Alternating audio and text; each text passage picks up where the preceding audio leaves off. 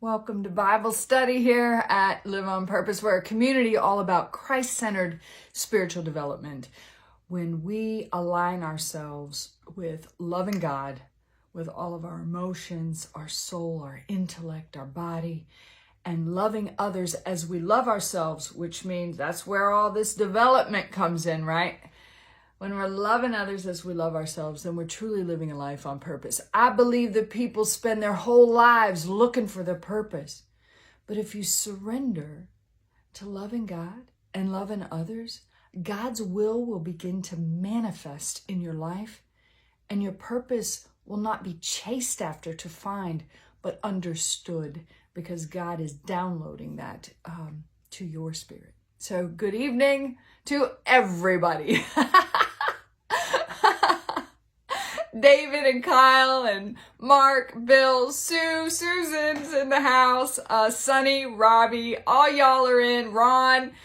I just love being able to see all of you. Debbie, thank you so much for joining in. And if not now, at a time that's convenient for you, I just love being able to see you. Please give me a shout out in the comments so that I can love on you, let you know that you stopped by. Tonight we are just going to take a pause from our regularly scheduled flow in the book of Acts, because I want to talk about the Bible. It's something that I reference here every week and in different versions. And so we are also getting ready to embark on a morning, afternoon, evening, whenever it's convenient for you, a daily devotional. And it is off of this platform and on another platform. It is put out by Bible Gateway U version, YOU version. It's also seen in the app stores as Holy Bible. It's a little brown icon in yellow letters that says Holy. So I want you to not just ingest what I'm giving to you, but I want you to go and read the word. And so I'm hoping that by giving you this Bible study for us tonight, that you'll have a better understanding of the Bible, that you'll want to download the app, and if you don't have it already, and that you'll begin using it. I have a couple of videos on this page, Live on Purpose, and I also have links attached to it.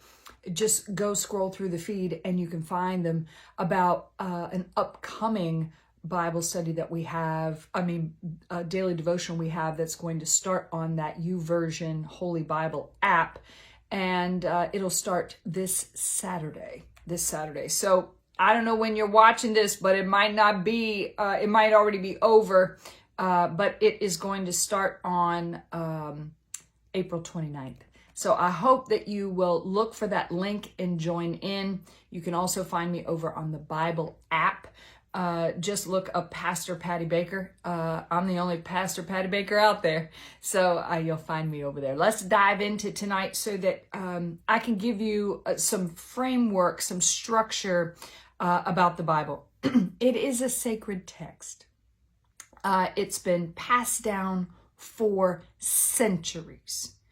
And it contains in it the teachings and the revelations of God. It has been written by humanity, scribes, linguists, kings, right? Various prophets and people in the Bible, disciples, apostles. And in these ancient texts, which I often refer to the Bible as, these are God's words to his people through the vessel of humanity. And the book that we have, known as the Bible, there are some books from the ancient texts that weren't put in them. There have been scholars that have gotten together to decide which ones get put in and which ones don't. Okay, so we see the book of Thomas, not in here in the Bible. We see the Dead Sea Scrolls, right? Not in here. So there are other ancient texts, But for centuries, we have had this group of ancient texts that we know and reference as the Holy Bible. You're more than welcome to go out and dive into some of those others. I always say this is a great foundation from which to build from, because it's the foundation that's been given to us by God. I'm not saying that the other texts aren't great in reference, but this is the text that we've been given. And so I believe it's the foundation on which, and the principles and concepts and revelation, wisdom that God has given us in order to have the spiritual life that we've been called to have here on earth, and the preparation for that which is going to be eternal life, right? So the Bible is divided into two parts, the Old Testament and the New Testament, and it's further subdivided into chapters, and then is further subdivided into verses. So all of this has been designed for us as a form of easy referencing. There were two bishops, one Stephen Langston, and the other one was Robert Estienne. And they played a critical role in dividing up the Bible into smaller sections so that we can use it, so the lay person like you and I can read it better, reference it better, and study the word better. So I want to tell you a little bit about that. Stephen Langston was an archbishop back in the 1200s. I believe he was probably on a boat from one place to another, if I recall from my studies from several weeks ago correctly. But he divided the chapters sometime between 1205 and 1207 AD or CE. And his system is what we use today. So this was, these chapters were put in place so it was much easier for us to read and understand the Bible. Now, Robert Estienne, he, on the other hand, not only a French bishop, but he was also a printer and a linguist. And he is known for putting the numbers on the sentences or thoughts in order to create the verse numbers. That didn't happen until 350 years later, sometime around the mid-1500s. So Estienne, he wanted that text to be easier to read. He acknowledged the chapters and then went back through. And this had to have been an involved task, I'm sure, for both of them to have this unique numbering system within these books, right, that we now understand, and just to facilitate not only the interpretation from Greek and Hebrew into English for us, but also to have the chapters and the verses available so that we can better communicate, not only understand it and read it, but to communicate it, right, as part of the message, so that there's an easy reference where we are. If I tell you to go over into this letter that Paul wrote to the Romans, man, where do you start, But if I tell you to go over to chapter 8 and I'm referencing chapter 20, the verse 28, you can go there. So it's an easy reference point. Quick way to look at the specific portions of the Bible that we're able to study. Some scholars argue that it has also been a hindrance to us in separating books into chapters and verses, because it, although gives us the text, it doesn't necessarily help us with the context. So this is seen, and if you follow me every week, you know that we were studying about the death of Stephen as one of the first martyrs after Pentecost, a couple years after Pentecost, when people were hanging out in Jerusalem. wanting the gospel, right? And they're learning. And so we finish off in one chapter, and then it's like, oh, the other chapter is almost like we're continuing. But yet it's a new chapter, so you think it's a new thought, but really it's not. It's a continuation of what's going on. And so this bishop of Canterbury decided, well, this is a good stopping point, right? So it doesn't help us to fully understand the context. We see this over in Romans as well. We find it in Revelation. We find it in Genesis between chapters 1 and 2. So there's an understanding that if you're going to study the word beyond the chapter and verse, it's good to see past those when you're studying deeper for context.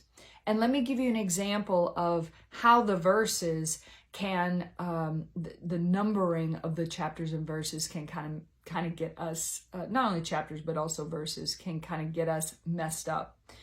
Most people can quote John chapter 3, verse 16. We also know it as John 3:16. For God so loved the world that he gave his one and only son, that whoever believes in him won't perish but have eternal life. And no matter what version that you study from, which we'll talk about in a minute, no matter what version you are studying from, you are going to have the same, maybe not the same exact words, but you're going to get it, okay? Yeah. For God so loved the world that he gave his one and only son, that whosoever, right? But in a different version, believes in him. But do you quote, or can you quote, John 3:15? And can you quote John 3:17 and 3:18? Because now you're getting the context and not just the text. Do you see what I'm saying? So John 14 through 18 says this: just as Moses lifted up the snake in the wilderness, so the Son of Man must be lifted up, that everyone who believes may have eternal life in him.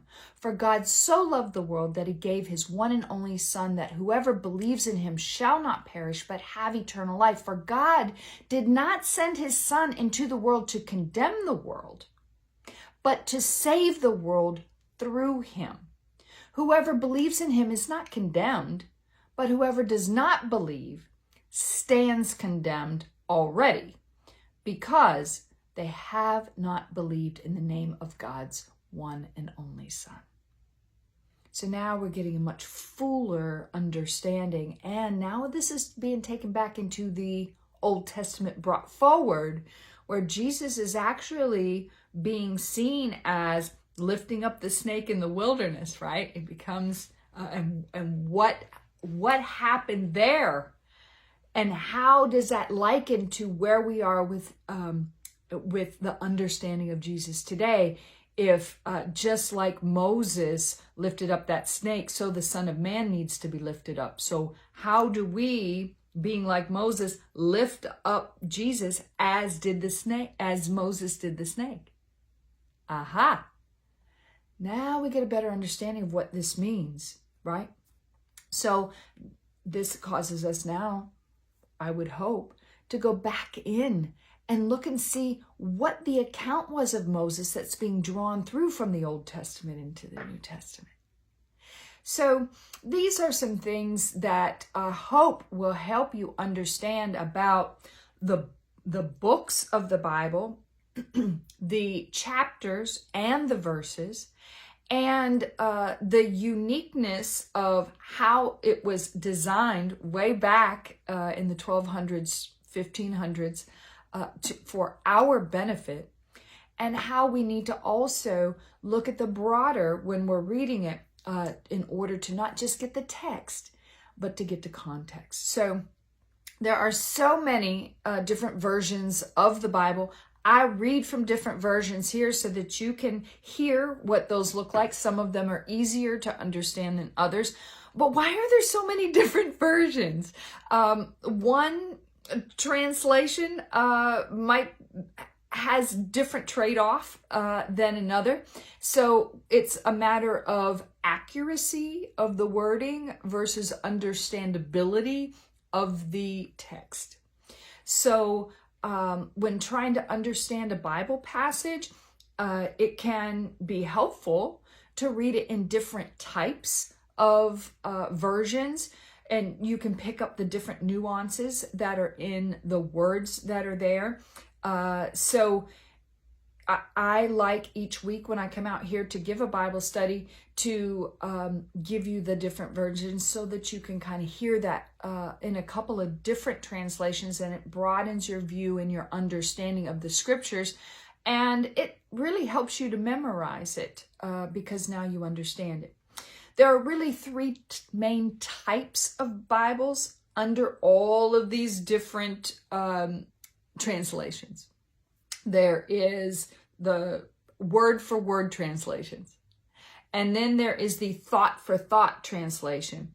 And then there's the paraphrasing for almost getting like the overview, right? This individual fashion to just be able to lay it down, if you will, in a way that you can pick up easily. So let me give you some examples of what some of these look like. Word-for-word translations are going to be those ones when you are studying and you want to know exactly what that Greek or Hebrew word is translated right through. And you're going to get that in the New American Standard Bible, that's the NASB. You're going to get that through the Amplified Bible. It usually has parentheses to give you some other words that will help you better understand that Greek or Hebrew word that they're translating there. The English Standard Version is kind of an updated version from the King James Version, if you will, which is also a word for word. Then there's one other one I'll mention. It is the Revised Standard Version. Now, you're not going to see all of these laid out like this. Normally, they are in letters. So these letters are basically used to help you understand. So the New American Standard Bible is the NASB, right? The King James Version is the KJV. The Amplified Version is the AMP. These are word-for-word type Bibles. Great for studying. So that's one type. The other type of Bible is the thought-for-thought Bible. I love reading this type of Bible because it is most easily understandable. You're getting a looser translation, not too loose, but you're getting a looser translation and more understanding of what's being spoken. So these would be New International Version, NIV. It's been used for so long that some people in the Vineyard Church call it Necessary and Vineyard, right? So they also say it is the necessary intellectual one because it's giving you the thought portion. The New Century Version, the NCV, is also another thought-for-thought version. The New American Bible, that's the NAB. The New Jerusalem Bible is also a thought-for-thought Bible. That's the NJB. So these are some ones that you could be reading. There's another one out there called the TPT, and that is the Passion Translation. That one is thought moving into paraphrase type. Paraphrase, there is a broad spectrum of those types of Bibles. I love reading them, and so that I can read chapters at a time. Most of the time I'm listening to the Bible, but I can listen to chapters at a time and get the full concept of what's happening there. It gives me a broad perspective so that when I go and dive back in for the thought for thought, then I can understand better the context for which it's written. And then I dive in a little deeper and I'll go, the New King James Version, or I'll hit that up with the B or ESV, and then dial in the wording on that a little bit more. So I use all three. I use them differently. Out here, I like to use a thought for thought. Sometimes I'll dive over into those paraphrase ones. Paraphrase ones, definitely the Message. It's probably the loosest written. The Living Bible, that's the TLB. That's another one. The Contemporary English Version, the CEV. The Good News Translation. It's also known as the Good News Bible. It's pretty popular. The GNT. So you can read those. I've been reading lately the ERV, which is an easy to read translation. Again, that's over in the paraphrase side. And you know, I always reference the PBV, which is the Patty Baker version.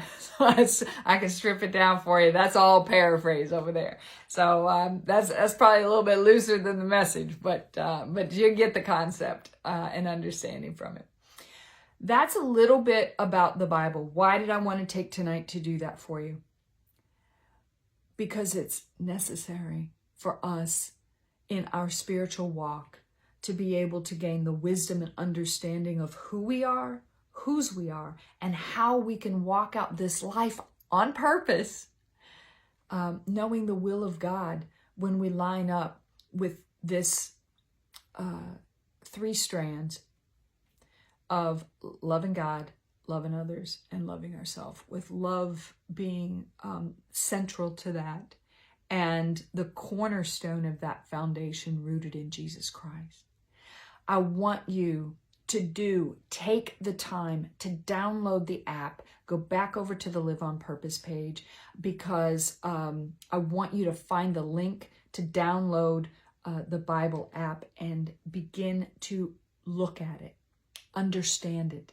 And then I am going to drop a link where we're going to start here over on that app. It's just a quick few day devotional. It'll only take you about 10 minutes to do, but it's designed for you to get in the habit of daily reading of the Word so that you have better understanding. We're going to use a plan over there. There's countless plans for you to choose from based on topic. I've chosen one for us that I think will be easy for us to go through. And just like I'm going to be inviting you as a friend to start on this study, I want you to be able to see how that works so that you can begin to invite people too. Some of you don't go to church because this is your church. So I want you to be able to meet up with other people out there, become friends, right? Send friend requests. I want you to send me a friend request so that I can invite you to this devotional. So find me, send me a friend request so I can accept you and add you to. This devotional that I've selected, there are 150 that I can bring on. If I get more than 150 that show up, I'll just start another one, okay? So I want as many people to join as possible. There's nearly 5,000 out here. We nearly reach about between 9,000 and 14,000 a month off of this page. So there is room for everyone, but you've got to have a willingness to want to come and connect at that level, and I hope that you will. I love you all. Mwah! And until we meet again, love God and love others as you love yourself.